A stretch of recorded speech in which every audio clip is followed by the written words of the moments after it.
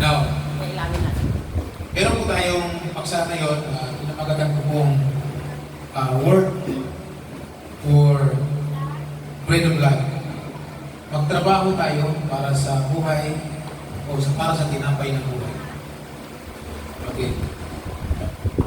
Yung mga unang verse, makita natin doon sa unang verse, sinundan si Lord sa ilang, sa mapurol, sa mabundok-bundok ng mga tao.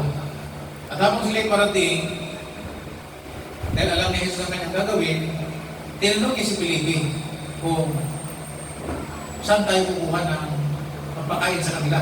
Dahil napakaraming tao ang sumunod kay Jesus. And then, si Felipe magaling sa mathematics.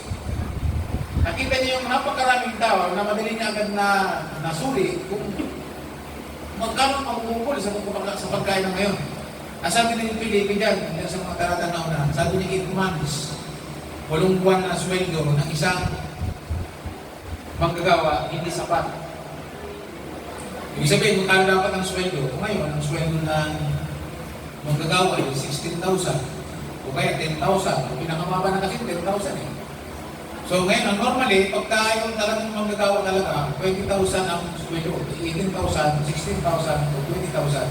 So ibig sabihin, walang buwan na 6,000, pag binuo mo yun, kulang pa para i-gastos sa pagkain para doon sa mga dumarating na tao.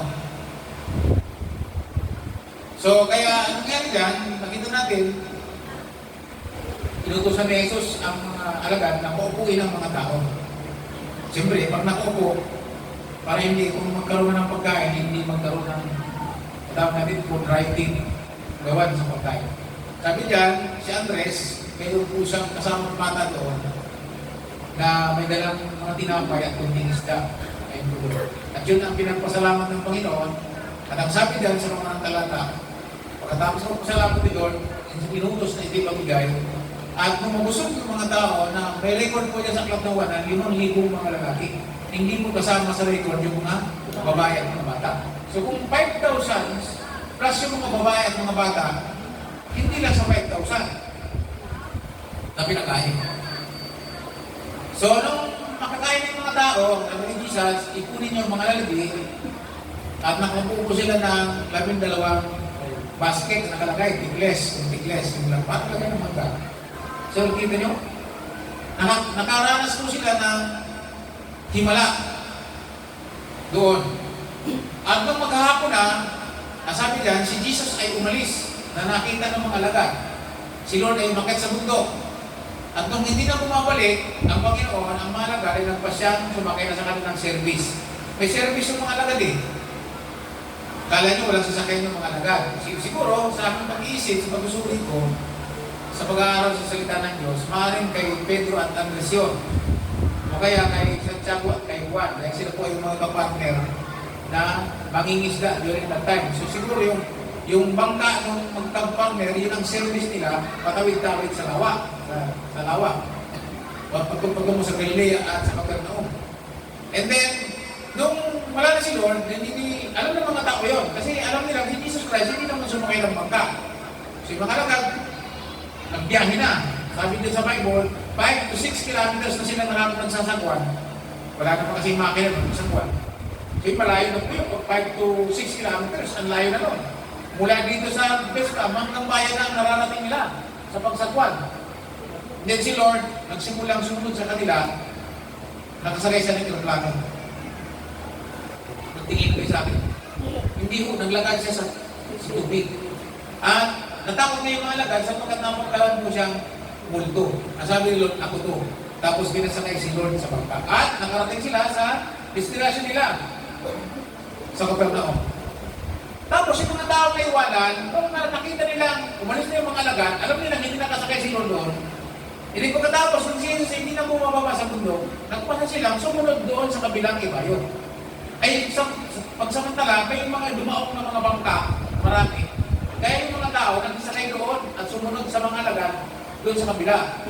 Nagulat sila, nang dumating sila sa kabila, sa Capernaum, nakita nila nandun ang Panginoon Jesus. Kaya ang sabi ng mga tao, sabi niya, puro, grabe, kailan puro kayo dito? So dyan sa verse 25, simulan natin. Sabi diyan, pagdating ng mga tao sa Capernaum, nakita nila si Jesus at tinanong, Guro, kailan po kayo dumating dito? So ang question, saan ko lumaan? Ba't nauna po kayo dito? Hindi naman nakita sumakay. Alam natin ang istorya, naglagak siya sa tubig. Okay. Diyos siya. And then sumukot si Jesus sa kanila. Totoo, hinahanap niyo ako hindi dahil sa mga nakita ninyong himala, kundi dahil nakakain kayo ng tinapay at nabusog.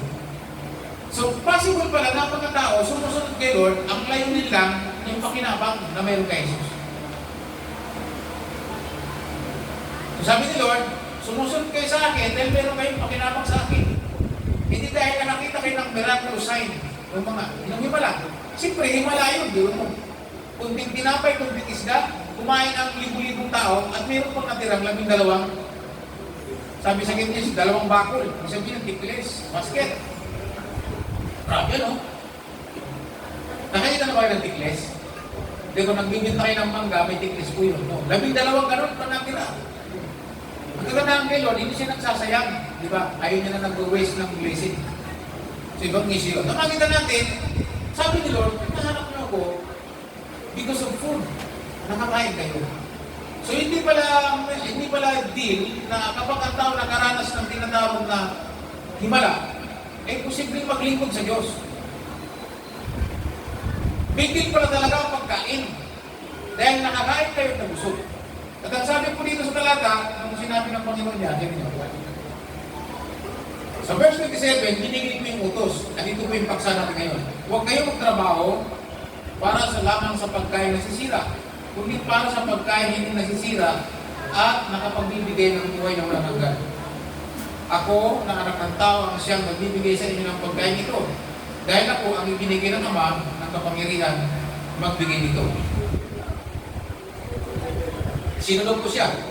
So sabi niya, kayo naghahanap ng pagkain, sabi niya, huwag kayong magtrabaho para lang sa pagkain. Kundi magtrabaho kayo para sa pagkain na nagbibigay ng buhay. At ang sabi ni Lord, at ako yun. Ang anak ng tao, na galing sa langit, na bumaba, ang tinapay ng buhay, at dito sa mga sunod na lakad. So, I am the bread of life. Kung sinabihin niya yung mga tao, huwag kayong mabuhay dito sa mundo dahil lang sa pagkain. Kundi, sabi niya, mas hanapin ninyo, magtrabaho kayo, sabi niya, work for the bread of life. So, kailangan daw po natin pagtrabahuan yung bread of life. Pag nakilala natin si Lord, kaya pala sabi ng Apostol Pablo sa Galacia, sabi niya, kung ako man ay meron ng buhay, ako'y mabubuhay ng alang-alang kay Jesucristo na nag-aray ng kanyang buhay para sa akin. Sabi din sa mga talata, ang sabi niya, itinunin niyang basura ang mga pinangahawakan niya. Dahil sabi niya, Hudyo, ipinanganak na Israelita mula sa linti ng Benjamin. Tinuli ako ng ikawalong araw. At kung mayroon ako ibang malaki sa reliyon, lalo na ako. Parisiyo ako, sabi ng gano'n. Pero lahat ng yan ay itinunin mong basura. Makamtang mo lang ang tunay na tinapay ng buhay. At yun ay si Jesus Christ. Sabi niya, ni Pablo, kung may magtatrabaho ngayon, ang magtatrabaho para sa bread of life. Para kay Jesus. Okay. So dyan, huwag lang daw tayo mabuhay dito sa mundo nang dahil sa pagkain. Bakit pa tayo nagtatrabaho? Tanong. Bakit tayo nagtatrabaho? Bakit tayo nag-negosyo? Bakit tayo naghahanap buhay? For the food. Para mayroon po may mahatag sa pagkain ng sa bahay-bahay. But, so much for that, ang sabi niya, huwag lang yan. Yan ay perishable things. Nasisira, ang sabi niya ng Panginoon. Sabi sa in New Living Translation, perishable things, but focus on unperishable things. Sabi niya, yung hindi nasisira na tinapay, kailangan natin. Kaya nga dito, ang argumento dito, sabi ng mga tao, ano po ang palatandaan para kami sumampalataya sa iyo? Sabi ng Panginoon, nakakita na kayo ng himala, pero hindi pa rin kayo sumasampalataya sa akin. So ang hinihingi ni Lord, para matanggap natin ang tinapay ng buhay, yung sumampalataya sa anak ni Kristo. Siya po kasi ang tinapay ng buhay. Sabi niya, yung mga ninunong namin kumain ng tinapay na binigay ni Moses. Ang sabi ng Panginoon, totoo, hindi si Moses nagbigay sa inyo ng tinapay. Ang nagbigay ang aking amang nasa langit. At ipinadala niya ngayon ang tinapay ng buhay. Sabi dito. At ang tinapay ng buhay ay ako. Sabi ng Panginoon, ako ang tinapay ng buhay. Sabi nga po dito sa talata, kaya tinanong mga tao si Jesus, ano po ang dapat namin gawin upang masunod namin ang pinagagawa ng Diyos? Sumagot si Jesus, ito ang pinagagawa ng Diyos sa inyo. Manampalataya kayo sa sinugo niya. Nagtanong ang mga tao, ano ang wala kong makita nyo para manampalataya kami sa iyo? So naghahingi na naman sila ng another miracles para lang sumampalataya. Then, pagdating sa mga sunod na talata, sabi niya, ang ating mga ninuno ay kumain ng mana kung nasa ilang sila. Sapagkat ayon sa kasulatan, binigyan sila ni Moses ng tinapay mula sa langit. Sinabi ni Jesus sa kanila, sinasabi ko sa inyo, hindi si Moses ang nagbigay sa inyo, mga ninuno, ng tinapay mula sa langit, kundi ang aking Ama, siya ang nagbibigay sa inyo ng tunay na tinapay mula sa langit. Then, verse 33, sapagkat ang tinapay na ibibigay ng Diyos ay walang iba, kundi siya na bumaba mula sa langit at nagbibigay ng buhay sa mga tao sa mundo. Sinasabi ni Lord, siya ang katawang tao. Sinabi ng mga tao, palagi niyo kami bigyan ng sinabi mong tinapay. Ibig sabihin, sabi ng mga tao, para hindi na kami magutom. Ang tanong na ito ay wala nang tuminayo doon sa babaeng Samaritana sa Aklat ng Juan, chapter 4. Doon ang issue ay tubig. Ang sabi po ni Jesus, at sabi niya, paano kayo sasalok ng tubig? Wala man na kayong pangbubukus na pangsalok dun sa balon. Higit pa ba kayo sa amin nung siya ko? Ang sabi niya, babae, sabi niya, Gina, kapag nalaman mo kung sino itong humingi sa iyo ng tubig, baka ikaw pa humingi ng tubig. Sapagkat ang binibigay niya ay tubig na nagbibigay buhay. At ang sino mang makainom nito, hindi na mauuhaw kayo man. Kaya sabi ng babae, bigyan niyo po ako ng tubig. Na yan. Ganun dito, bigyan niyo rin kami ng tinapay na ganyan. So dinil, sabi ko gano'n. Sinabi ni Lord, sinabi niya sa kanila, ako ang tinapay na nagbibigay buhay. Ang sino mong lumalapit at sumasampalataya sa akin, ay hindi na magugutom o maguuhaw kailanman. Ang sinasabi dito ni Lord, hindi ka na magugutom sa pagkain o maguuhaw sa tubig. Pagka ang isang tao ay tinanggap si Lord as Lord and Savior, ang sabi niya dito, hindi ka na magugutom kailanman, mapupunuan. Kaya nga tayo mayroong magsampay, presente, para dito, kakain tayo ng salita ng buhay. Okay, sabi niya, ngunit, gaya ng sinasabi ko sa inyo, ayaw ninyo manampalataya sa akin kahit nakakita ninyo ang mga himalang ginawa. Kasi, meron pala mga gano'n na kahit nakakaranas na ng himala. Bagay, yung mga Israelita, nung panahon ni Moses, naranasan nila tumawid sa dagat na pula, na hinati ng Diyos, di ba himala yun? Miraculo sa inyo, sa inyo ang Diyos yun. Tumawid sila. Tapos, kumain ng pagkain galing sa langit, pagkain ng mga anghel po yung manay. Hindi nila pinagbaguran yung kumain ng isang kakaibang puko, uminom sa tubig na lumitaw sa bato. Sa kabila noon, nag-rebelli pa rin sila. Kaya nagalit sa kanilang Diyos. At ito na ngayon mga lahi nila. Sabi niya, kung hindi ba lang ang mapakita mo? Sabi nga ng Panginoon, nakakita na kayo ng himala, pero hindi pa rin kayo naniniwala sa akin. So anong pinakamabigat kung bakit ang tao daw hindi pupunta sa langit? Hindi dahil masama siya, dahil manako siya, mamatay tao siya, dahil religyoso siya, dahil nangangalunya siya, dahil iso ng mga kasalanan, yung alam natin mga kasalanan na mabigat. Alam mo kung bakit hindi pupunta ang tao sa langit? Yung hindi pagtanggap kay Jesus bilang Panginoon tagapagligtas. Yung hindi pagsampalataya. Siyempre, pag sumampalataya isang tao, pagsisimulang magbago kayo ng buhay. Kasi nakatanggap siya ng bagong buhay. Natanggap niya ang tinapay ng buhay, ang Panginoon Jesus. Kaya sinabi doon, I am the bread of life. Ako doon. Sabi, si Lord. Sabi niya, verse 37, ang lahat ng tao ibinigay sa akin ng Ama ay lalapit sa akin. At hindi ko tataboy ang mga lumalapit sa akin. Ito yung maganda. Lahat ng mga player, sabi niya, sa anumang paraan hindi ikataboy. Sapagkat naparito ako mula sa langit, hindi upang gawin ang sarili kong kalooban, kundi ang kalooban ng aking amang nagsuko sa akin.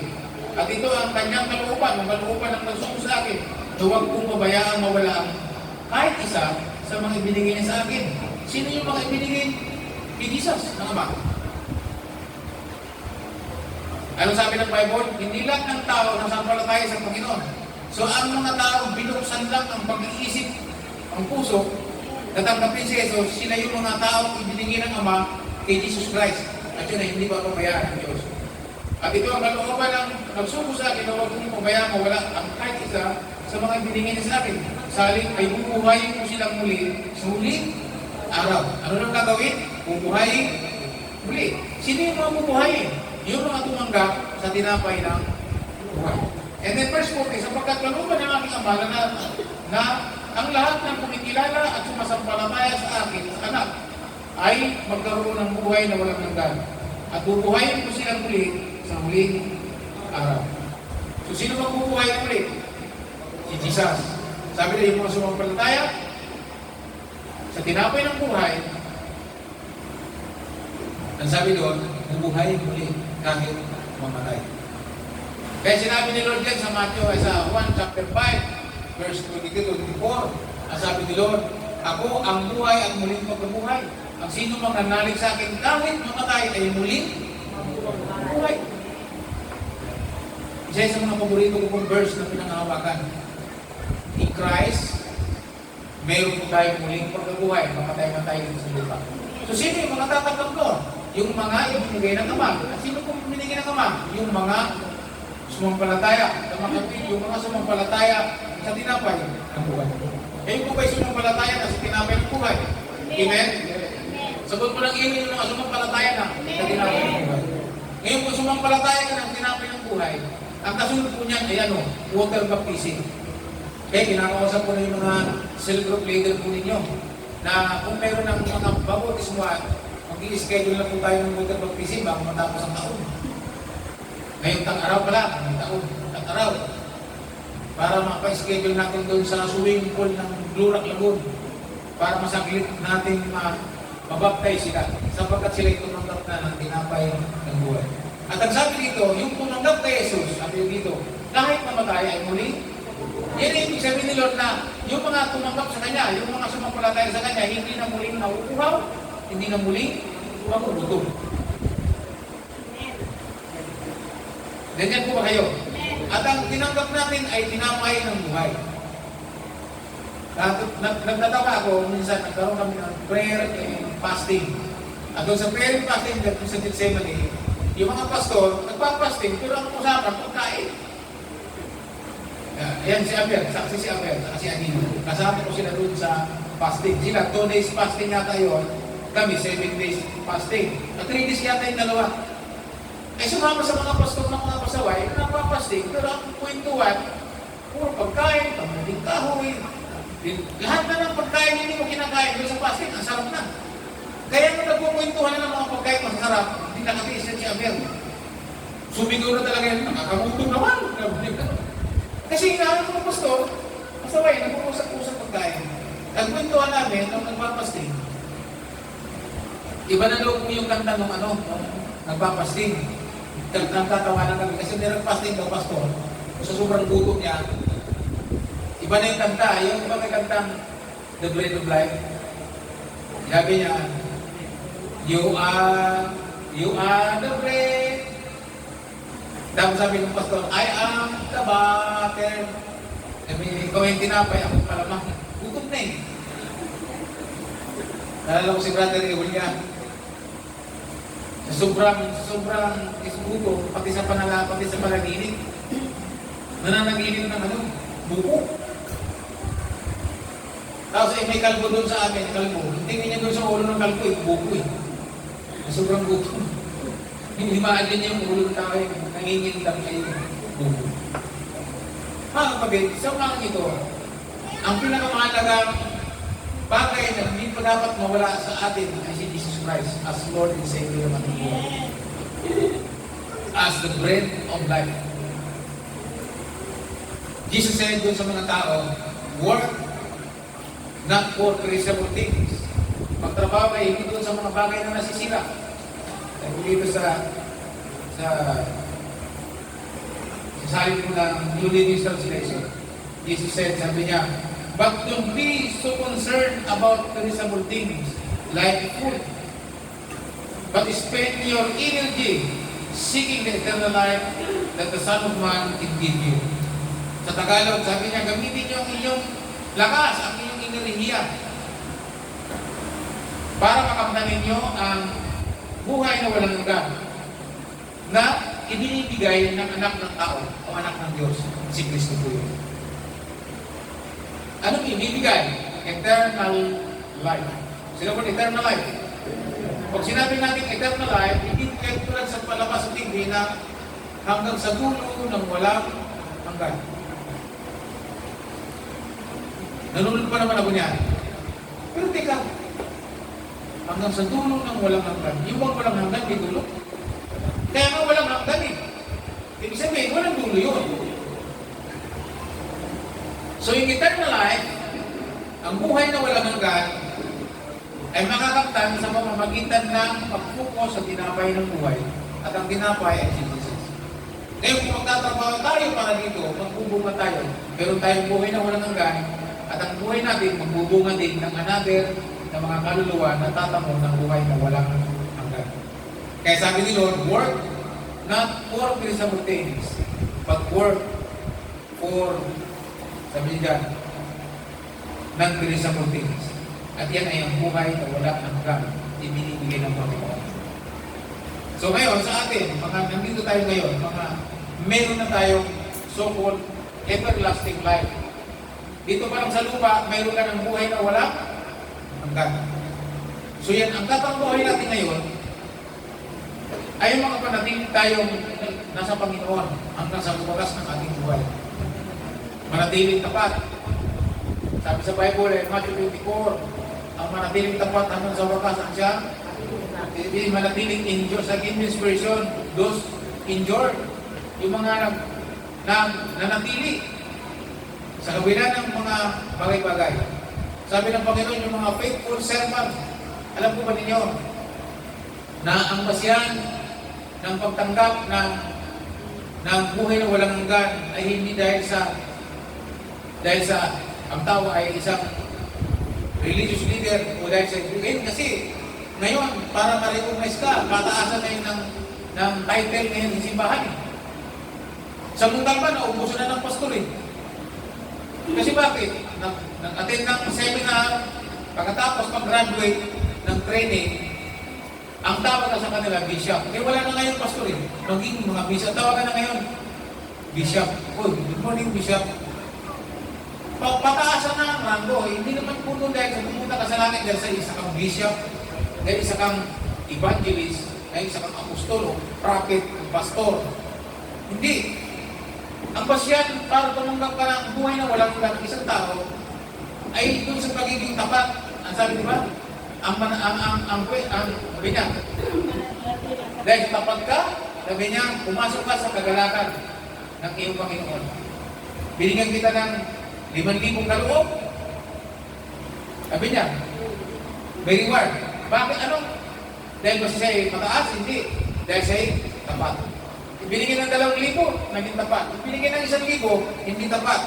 Ang sabi nga ng Bible, ano? Masamang servant. Tapon yun sa labas. So makikita nyo, ang pagpasok sa langit, ang pagkakaroon ng buhay na walang hanggan, ang sabi ni Lord, based on sa ating pag-aaral, ay yung pagiging tapat sa Panginoon. Kaya sinasabi dito ni Jesus, sabi niya, huwag ka magtrabaho dahil lang sa pagkain. Sabi niya, magtrabaho kayo para magkaroon kayo ng buhay na walang hanggan. So kayo, nagtatrabaho po tayo para sa buhay na walang hanggan. Ang ating mga inaakay, email mo ba? Good. Nasa Panginoon tayo. Pagkainin natin yan. Meron tayong everlasting life dito pa lang sa lupa. Malayo na tayo sa hatol. Kung mananatili tayo tapat hanggang sa wakas ng ating buhay. Kaya nag-issue, nagtatrabaho tayo ngayon, hindi na para sa sarili nating kaligtasan.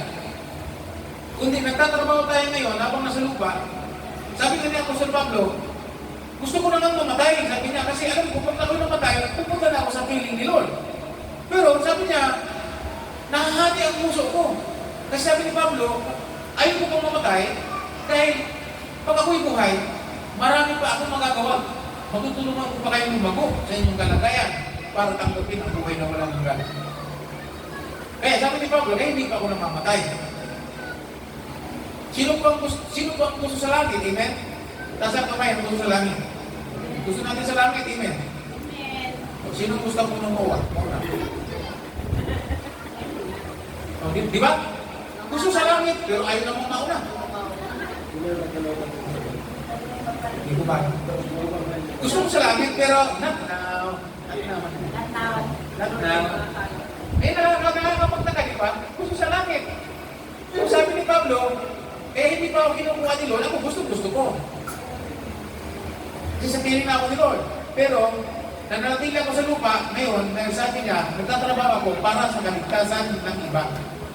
Para ang mga tao magkaroon din ng buhay na walang hanggan. Sabi mo sa katabi mo, magtatrabaho ako ngayon para sa kaligtasan ng iba.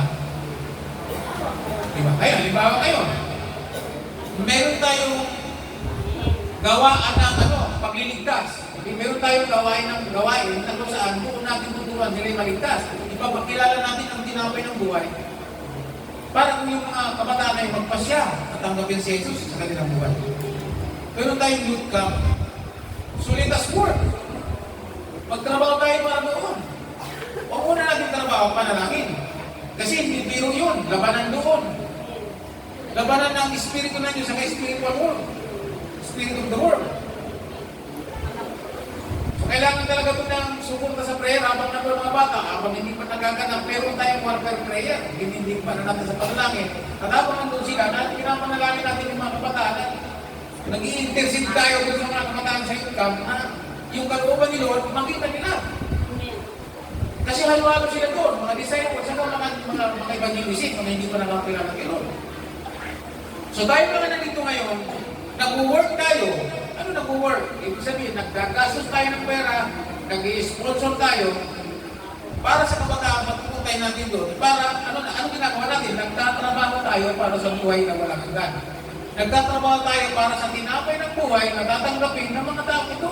Kaya ginawa ko po dito, sabi nila, magtrabaho kayo, huwag lang sa pagkain sa mundo ito. Para sa akin lang nakakain lang tayo, ay hindi kung kumakain tayo ng maglitso na munado, linggo-linggo, o yan.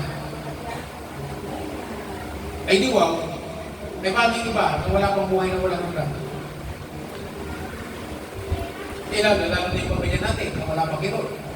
So talagang tatawabuhin natin yun. Kaya natin yun, magtrabaho tayo kay Lord para may pakilala natin ang tinapay ng buhay. Sino nga tinapay ng buhay? Si Jesus. Kaya kailangan itong makain. Alam niyo, sa mga nugtong na talaga, dito maraming umalis kay Jesus Christ na mga tagasunod. Napansin nyo? Ilang libong sumusunod? Nag-1,000, higit. Pagdating sa dulo-dulo na ating pinag-aaralan, doon yung sinabi na, malipay kainin. Ninyo ang aking katawan at inumin ang aking dugo. Sabi niya, hindi maaaring maging alagad. Pag hindi natanggap ng tao yun, kasi iba na doon turo ni Lord. Malala na ito. Kanibalisip ito. Hindi nila naintindihan yung sinasabi ng Panginoon. Bakit hindi sila sumuportay? Ayaw nila. Kasi ayaw na nilang tanggapin si Jesus as Lord and Savior of the kanilang. Kaya mapapahamak sila. Tinanggi nila ang tinapay ng buhay na nagkatawang tao mula sa langit. Kaya nga ito yung church ng Bread of Life, nakapundasyon dito sa Bread of Life, yung po ang kanilang talata. Yung kinayin ni Pastor Brooks Kunde, na Bread of Life Church. Diyan kinuha yung pangalan yan. So ngayong umaga, dalawang bagay ang makikita natin. Magtrabaho tayo para sa tinapay ng buhay at magtrabaho tayo para sa tinapay ng buhay ng mga hindi pa nakakilala sa Panginoon.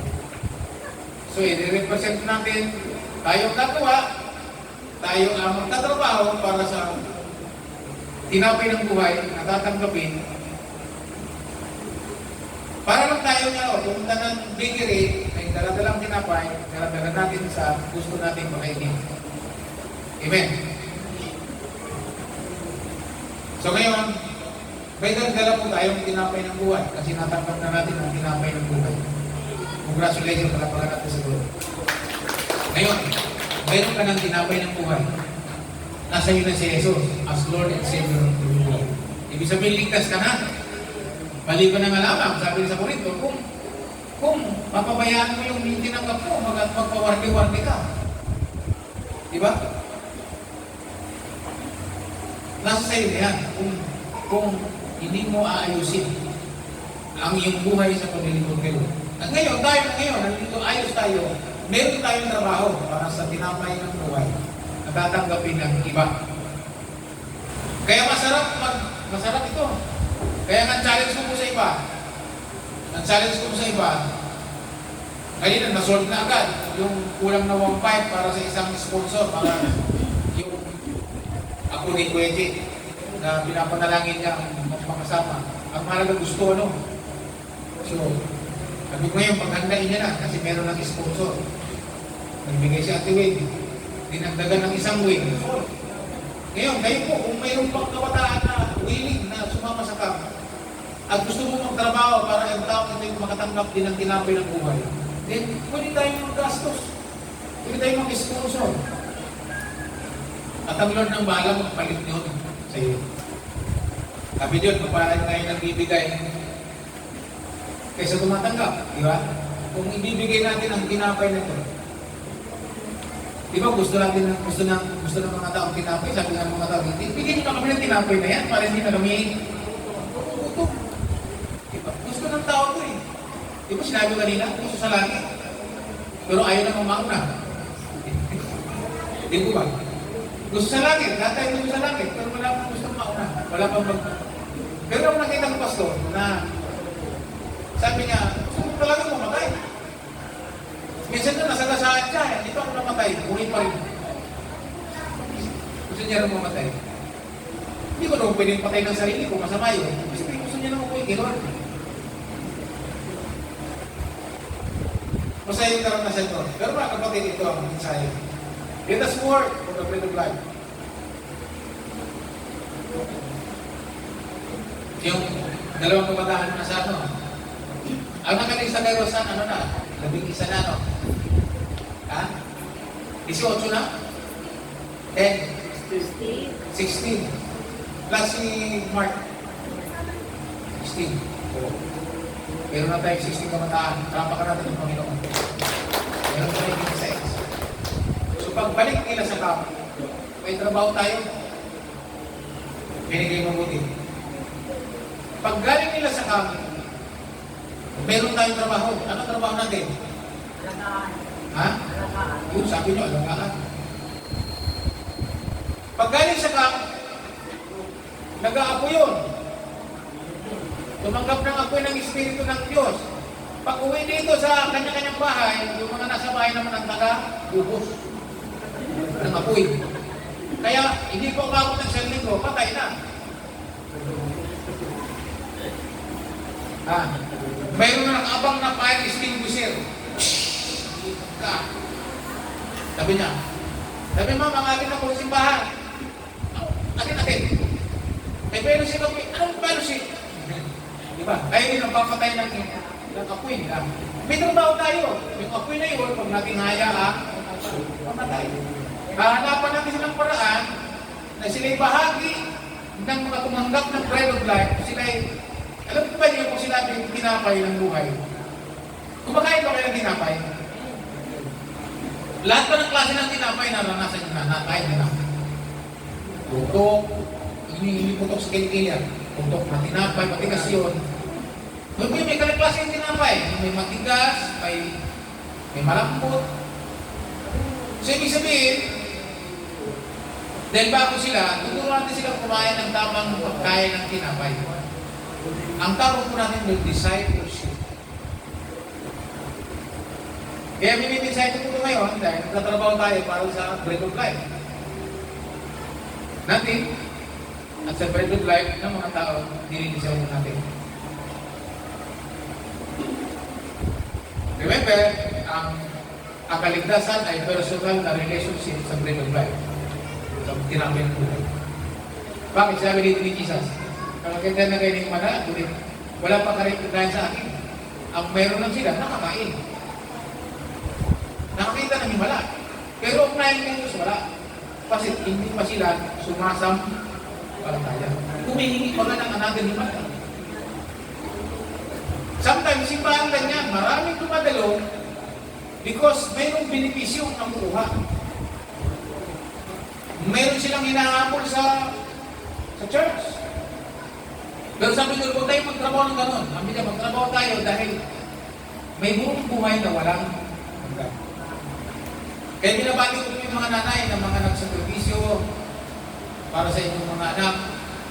Meron kayong magagawa para sa inyong mga anak na sila'y hubugin, ipakilala na matanggap nila ang tinapay ng buhay.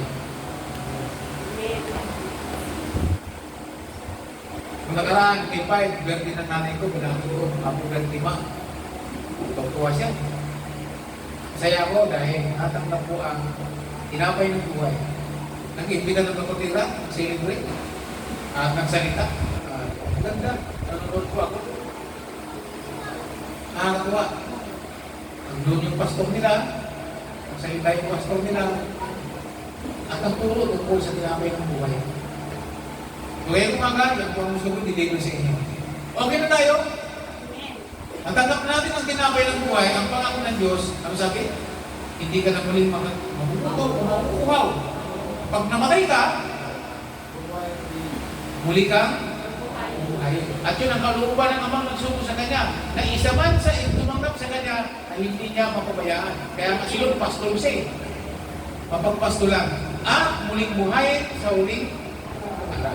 Palapakan naman natin ang Panginoon. Mabuti ang Diyos sa atin. Na ang bawat isa sa atin, mayroong bread of life. Tandaan nyo, sinabi ng 1:14-6. Sabi ni Lord, I am the way, I am the truth, I am... mali pala yung sinabi ko. Ano ba sinabi ko? Ako ang daan, ang katotohanan, at ang buhay. Walang iba. Sino ng langit? Wala na ibang pang tinapay ng buhay na makapagbibigay. Walang mga religious leader na kayang gawin ito. Walang religion na pwedeng ibigay ito. Walang taong sino man na sino ng langit ang pwedeng magbigay ito. Tanging si Jesus lang ang tinapay ng buhay. Kaya sabi niya, ang katotohanan, ang daan ang katotohanan, at ang buhay. So kaya mga kapatid, nasa tama ka ng daan, nasa tama ka ng buhay. Dito pa lang sa lupa, pag hawakan mo, mayroon kang buhay na walang hanggan. Pag dumating na, alam mo, mamamatay ka, dapat hindi ka malungkot. Sapagkat, alam mo, na ikay muling bubuhay sa uli. Sapagkat tinanggap mo na ang tinapay ng buhay. At walang iba yan, kundi ang ating Panginoon sa Kristo. Now, buhay pa tayo, amen. Magtrabaho tayo para sa buhay na walang hanggan ng iba. Amen po ba? Ready po ba kayo? Kasi dapat tayo ang mission natin. Magtatrabaho tayo para sa buhay na walang hanggan ng iba. Kaya, may tayong trabaho ngayon sa YouTube, tulong-tulong po tayo. Natutuwa ko kay Stel Tess dahil magbabagat po yan. So work po yun. Magbabagat po siya para sila yung ano. Tapos po yung mga kausap ko mag-volunteer. Kasama po yun. Nagtatrabaho ka para sa buhay na walang hanggan ng iba.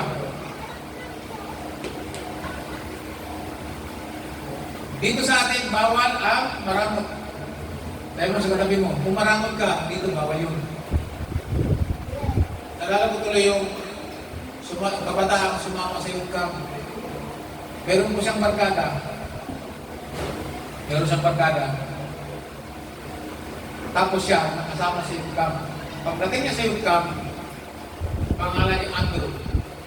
Pagdating sa youth camp, naisip niya na ang kaibigan ko, sabi niya, yun ang unang kong misyon. Natanggap ko ngayon ang buhay na walang hanggan. Natanggap ko ang tinapay ng buhay. Papakilala ko si Lord sa kanya. Kaya doon pa lang sa youth camp na nagpapray na siya na yung kaibigan niya, masira niya. Pagdating niya sa youth camp, sabi niya, kaibigan, mayroon akong ibabahagi sa iyo. Kahit magalit ka, pero gusto ko tayong i-share sa iyo. Dahil gusto ko magkaroon ka ng buhay na walang hanggan. Nag-share po siya. Sabi niya, anong ibig ko sabihin? Sabi niya, nakasama ko pa rin sa camp, tinanggap ko si Lord doon, as Lord my Savior.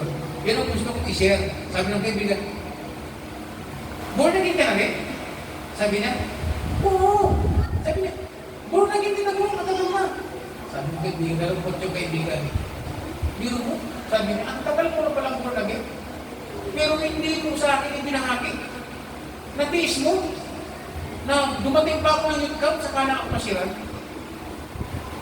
Sabi mo sa katabi mo, huwag sana tayo doon. Pag tayo Kristo, tayo mananampalataya, huwag natin ipagdamot ito. Amen. Kaya bawal dito ang managal. Sabi mo sa katabi mo, bawal ang managal. Kailangan mag-share natin ito. Anong ibig sabihin niya? Magtrabaho tayo para sa buhay na walang hanggan ng mga taong malapit sa atin.